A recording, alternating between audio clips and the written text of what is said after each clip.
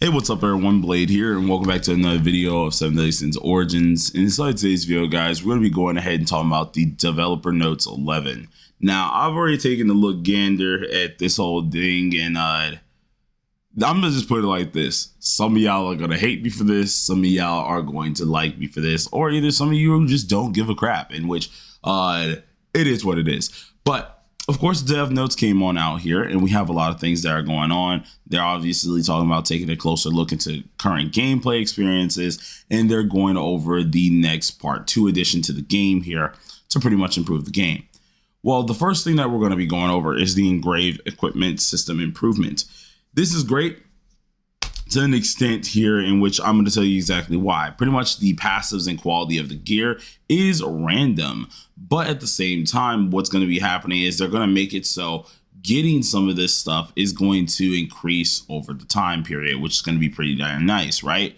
But the thing that's catching me off guard here is this right here. According to this update, we plan to introduce a new system that will allow players to reset the quality and passive of engraved gear, meaning more meaningful gear in in the equipment that they're currently using. First of all, I already know where this is going. This is because a lot of people need to keep making the gears to get the better passives and so on and so forth, which is a good thing to some degree, that they're going to add something to go ahead and reset these things. I will be perfectly fine with this as long as they make this thing somewhat hard to craft. And the reason why I'm saying it needs to be hard to craft is because the upcoming things that they also talk about right after that they're going to be nerfing. So this is going to be very interesting, and where I kind of start to have a problem here. But the engraved equipment quality and passive changes are going to be added here. There will be new items that will allow you to, of course, get up the quality and passive. This is what we've been talking about, in which it will be awesome to do, because then that means you get to save brilliant engraving seals. First of all, I'm going to say it like it is. If you are crafting multiple of the same armor instead of getting your free-to-play gems first, you're kind of cooking yourself anyways, but that's more of a you thing. I'm not going to get on that topic fully.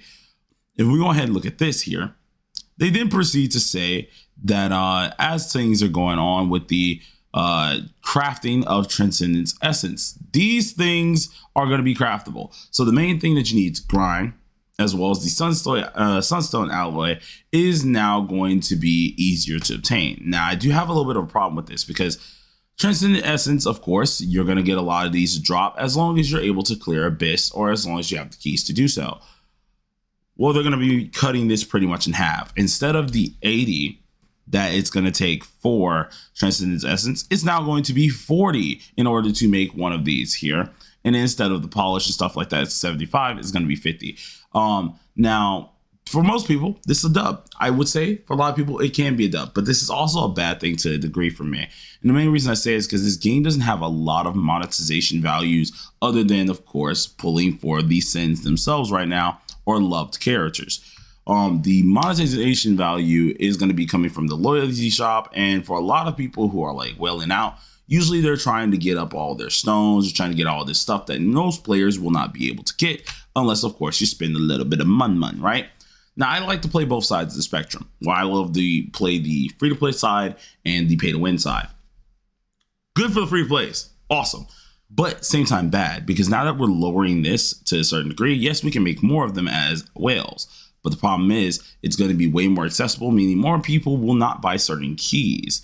If we wanted to kind of fix this to get the Transcendence Essence a little bit better, we could have upped the amount of drops that we get of said Transcendence Essence, as well as the keys that we get. So instead of our 50 keys that we have on a daily basis, this could have easily been a time for them to go ahead and say, hey, we're going to raise our key cap to 80, or for some people to 100. And I think that would have been a better situation than this, because at least you could rely more on that RNG factor right there, which will still take a little bit of time. But instead, they've reduced this by half, which is going to be crazy, because if you think about it, right, to create said remnants of time, we weren't able to even craft these at first. Originally, you pretty much could get them for $300, and that was it. Now you are able to craft them, of course, which is perfectly fine. That was a W move on their part, but it was still very expensive. You needed 80. But now they're cutting this down to 40, which is a little bit where I'm getting a little shaky. Not in terms of just trashing on the free-to-plays, but in terms of We need ways to make money in this game, or at least the devs do need ways to make money. So I do hope they have a plan for this, because this could really backfire, and I don't know if I like how that's going to go. But we'll have to see how that goes there. But the drop rate also will be increased. Yeah, so this was the other part that had me a little scared, because not only did they cut it in half, but they also are increasing it. So meaning, if you're a person who's not using many keys, obviously you're going to get better drops of these, making it easier to craft them, which will still be 3 a week, but you'll still have a lot more mats to at least have them for the next week and the next week afterwards. Now, once again, this is more my 50-50 buzz. I really don't care about that too much. What I care about a lot that I feel is absolutely unnecessary is the time limit removed from Abyss in difficulty. This here, I get it. Not everyone's welling, not everyone's doing all that blah, blah, but there's free-to-plays who can clear Abyss very easily, and there's a ton of you guys. They're removing the time limit here. Now, let me tell you guys exactly why this is an issue. Is because by removing the said time limit, you're going to be able to clear this pretty easily all the time, as long as you're not being an idiot, aka dodging. As long as you can dodge, you will be able to chip this down, no matter your damage, no matter how you're looking. As long as you can dodge and you don't mind taking a little bit of your own time, you will be able to, of course, clear this. Now, I have a huge problem with this, because the sense of urgency that Hell and Abyss made was very fun. It's what made the dungeon awesome. It's what made you want to get and strive to make your account stronger. Now they're going to be removing this here, meaning people are just going to be able to easily just clear this out, which I don't know how I feel about that just yet. We're going to have to see how it goes within the next few weeks or so. But I'm on a very far left of saying I do not like this.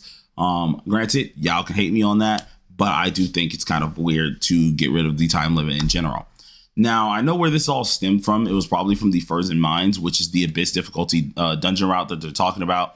They're going to be making Frozen Mines very easy to just immediately battle the boss, which I mean, like, cool. I guess that's awesome. I really don't mind that too much. I do like having the full dungeon.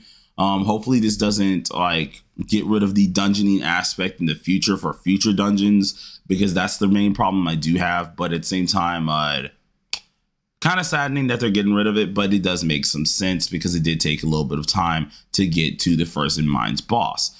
This is probably where that time limit stemmed from, because a lot of players felt like they didn't have enough time, especially from the Abyss version of Frozen Mines. So they're gonna go hand in hand. Now, some more positive things here that I love. We're going to have higher difficulties added to Mastery Dungeon growth, as well as Gold Dungeon, meaning this is a high chance that Mastery and Gold will actually be perfect. That's lovely. That's going to be great. That's going to be fantastic, because if it does do well, we'll be able to use our keys there and get a ton more Gold and Mastery related items, which is going to be awesome to actually see. I was going to grind Mastery today, but we're actually going to go ahead and save those just in case, because I would like to try that at a later date. Then we have the rest of this stuff here. Nothing too crazy. Seasonal events that's happening that's going to be going on, which is going to be awesome for our roadmap. Can't wait to see how this is going to go. Apparently, this is going to be enjoyed solo as well as multiplayer experiences, so that's going to be cool to actually see. We have a party matchmaking system that's going to be added as well, which I do hope they still keep the, oh wait, yeah, it does say it here. Currently, players must either manually form parties or recruit members separately. I do like this. This is great. I'm happy, because at this point in time, you're able just to form a party like a actual MMO would be doing, and this is fun. So you can either do it beforehand, or you can just auto queue into one. That's going to be awesome. I can't wait for that.